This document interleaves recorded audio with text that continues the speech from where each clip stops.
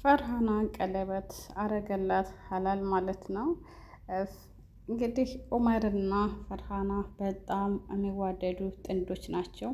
በዛ የተነሳ እንግዲህ ሀላል መካከላቸው ገብቶ ከቤተሰቦቿ ጋር ግንኙነት አድርጎ ኡመር በጣም ተናዷል። እንግዲህ ኡመር እየተናደደ ነው ያለው ማለት ነው። ምንም ማድረግ አይቻልም። እንግዲህ እህሏ ነው ሰው ባዶታ ይሆን እህሏ ነው እና ኡመር ተቀማ ማለት ነው። ኡመር ይፎገላል። አሁን በጣም ተናዷል፣ እየተናደደ ነው ያለው። ሀላል እንግዲህ ፈርሃናን የራሱ አድርጓታል ማለት ነው። አሰላሙ አሌይኩም ወረህመቱላሂ ወበረካቱ። ውድና የተከበራችሁ የቻናሌ ቤተሰቦች ሰላም፣ እንዴት ናችሁ? ክርስቲያን ወገኖቼ ሰላም ሰላም ብያለሁ። በያላችሁበት ሰላማችሁ ይብዛ። አላህ ሀገራችንን ሰላም ያድርግልን፣ ሰላሙን ያውረድልን። ዞሮ ዞሮ መግቢያችን ናትና ውዶችዬ እንደተለመደው ላይክ፣ ሼር፣ ሰብስክራይብ እያደረጋችሁ ስለምታበረታቱኝ እጅግ አድርጌ አመሰግናለሁ። አሁንም ግዳፋችሁ አይለየኝ። ሼር ላይክ እያደረጋችሁ አበረታቱኝ፣ ገደፍ አድርጉኝ እላችኋለሁ። ዛሬ እንግዲህ ቀጣይ ይዤላችሁ ቀርብ ያለሁ ማለት ነው። ኡመርና ፈርሃና እንግዲህ በጣም የሚዋደዱ ጥንዶች ናቸው። በጣም ደስ የሚሉ ማለት ነው። እንግዲህ አሚር እንግዲህ በቃ የራሴ የግሌ አረጋታለሁ ብሎ የተዘጋጀ ትምህርት ቤት ስትሄድ እያደረሰ ከትምህርት ቤት ስትወጣ ቤት እያደረሰ በጉጉት መቼ በቃ እኔና አንቺ አብረን የምንሆንበት ሰዓት ራቀኝ፣ መቼ ነው አብረን የምንሆነው እያለ ነበረ ማለት ነው። እንግዲህ ሀላል ማለት ነው። ይሄማ ነገር በቃ በጉልበት ካይሆን በፍቅር ነው እንጂ በጉልበት አይሆንም አለ ማለት ነው።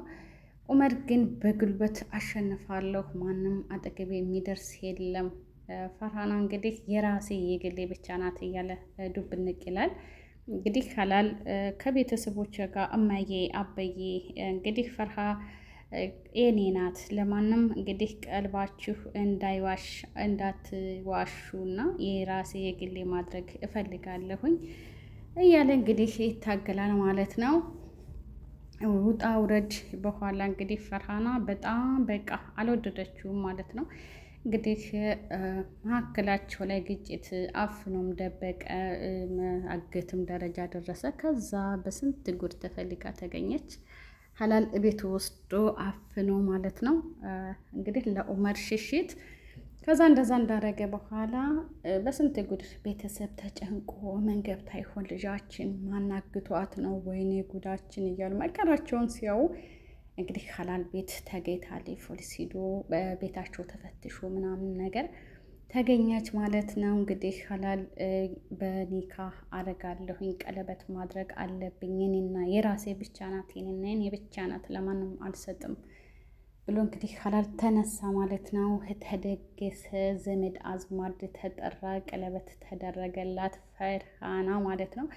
በጣም ፏ ብትን ድምቅ ሽብርቅርቅ ባለ ሁኔታ እንግዲህ ቀለበት ተደርጎላታል ፈሩ ማለት ነው። የኔ ቆጆ በጣም ደስ ይላል።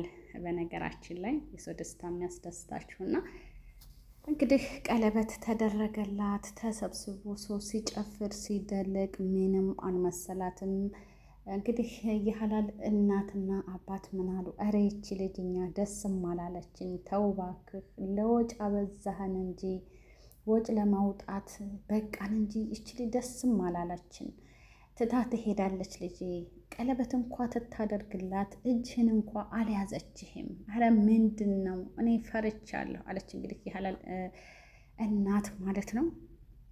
አባት እንግዲህ አንቺ የምታወሪው አተሽ ነው፣ ዝም ብልሽ ነው የምታወሪው፣ ምንም አልሆነችም እሷ ምንድን ናት?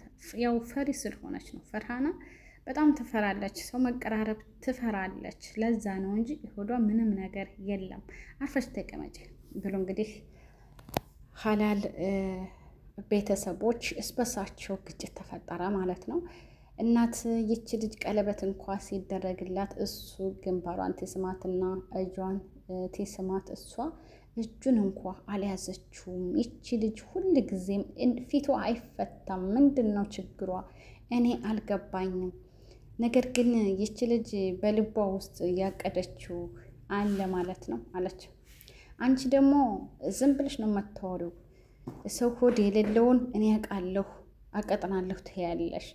ፈሪ ሁና ነው እንጂ ልጅቱ ማንንም አላፈቀረችም። ተሐላል ውጪ አረፈች ተቀመጭ ይሏታል ማለት ነው። እናት ለምን ትሞት ሄዳ ጎንብሳ ቅማል ትገላለች በጨለማ ዳብሳ ይባላል። እና እንግዲህ እናት እንደዚህ ያለችበት ምክንያት ምንድን ነው? ቀለበት ሲደረግ አልሳቀችም፣ አልተጫወተችም።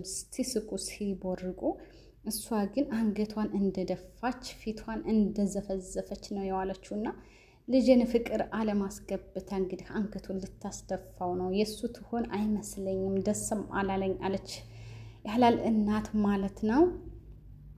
እንግዲህ ኡመር ሳማ ጓደኛው ኮሬ እንግዲህ ሪሲድ ወሰደና አበራፉ ላይ ጣል አደረገለት። እንግዲህ ፈርሃና በቃ በዚህ የተነሳ ሁለት ልብ ሆናለች። ብታወጣው ብታወርደው ምንም በቃ ያ የተሰበሰበው ሁሉ ሰው ምንም አልመሰላት። ይች ልጅ ሰውም የተሰበሰበ አልመሰላት። የእሷ ቃል ኪዳን ሊደረግላት አልመሰላትም። እባካችሁ ይች ልጅ በልቧ ያመተችውና ያቀደችው አላት ማለት ነው አሉ እንግዲህ ማለት ነው ቤተሰብ። ያው ፈርሃና እንግዲህ በቃ ፍርሃትም አለ። በጣምም ዝምተኛ ስለሆነች ለቃ ልምዷ ነው። ባካችሁ አለ እንግዲህ ሀላል ለፈርሃና ወንድም ማለት ነው። እኔ ግን ደስም አላለኝ። ምን ይሻለኛል? በዛ በጨዋታ ቦታ በወስዳት፣ በዚህ በወስዳት፣ እፈለኩበት በወስዳት ፈርሃና ደስተኛ ልትሆንልኝ አልቻለችም። ግን ልታመልጠኝ ነው መሰል። ምን ይሻለኛል? እስኪ ምንድን ነው የምትረዳኝ ነገር ካለ ብሎ እንግዲህ ወንድሟን ጥያቄ አቀረበ ማለት ነው። ከዛ ጥያቄ አይ ፈርሃና እኮ በጣም ስለምትፈራ ነው። እያደር ትግባባላችሁ፣ ተዋት፣ ዝግ በል፣ አታጣድፋት፣ እስኪ ረጋ ማለት አለብክ እና በቃ ልምዷ ነው ተዋት አለች። አይ እኔ ግን ምንም እውነት አልመሰለኝም ፈርሃና እናቴም እንደፈራችው ልታመልጠኝ ልትከዳኝ ነው መሰለኝ። ምንም ደስተኛ አልሆነችልኝም። የፈለገውም ቢሆን ባጫውታት፣ መዝናኛ ቦታ በወስዳት፣ ኳስ የሚጫወቱበት ቦታ በወስዳት ምንም ደስተኛ ልትሆንልኝ አልቻለችም። ምን ማድረግ አለብኝ? ልቧ ከኔ ጋር አይደለም። ልቧ ግን ውስጧ ልቧ ውስጥ እሷ የፈለገችው ሰው አላት፣ የልቧ ሰው አላት ማለት ነው። እኔ ዝም ብዬ ለፋሁ እንጂ እኔ ወደድኳት እንጂ እሷ አልወደደችኝም ማለት ነው።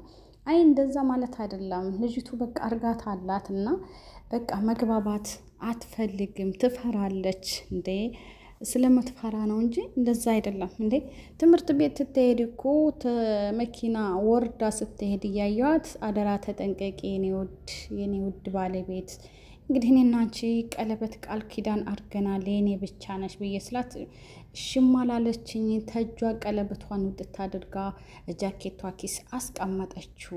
ይሄ ሁሉ ምንድን ነው? በቃ ቃል ኪዳን መግባቷ አንድ እንዳይታይባት ፈልጋ ነው።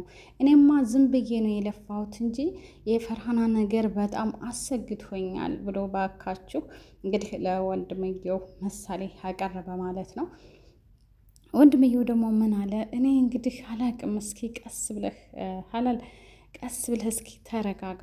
በኑሮ ብዛት ምናልባት ልትቀራረብህ ይችላል። እኔ ይሄ ነው ብዬ ለመወሰን አልችልም እኮ የእናት ሆዱ የወልድ ዝንቡ አያስታውቅም ይባላል። እና በቅንጭላቷ እንግዲህ በልቦ ያሰበችውን እኔ አላቅም። እንግዲህ ተረጋጋ እስኪ። አይኔ ፍርሃት እያለኝ ነው። ዝም ብዬ ነው ቀለበቱን ያደረኩት እንጂ ያው ግር በግድ እኔ የራስ ያረጋታለሁ ብዬ አሰብኩ እንጂ እሷ ግን ለእኔ ለመሆን አልቻለችም። ልቧ ውስጥ ሌላ ሰው አለ ብዬ አስባለሁ። ሆዴን ፍርሃት ብሎኛል፣ ልቤን ፍርሃት ብሎኛል። ፈርሃና እያስፈራች ነው ያለችው።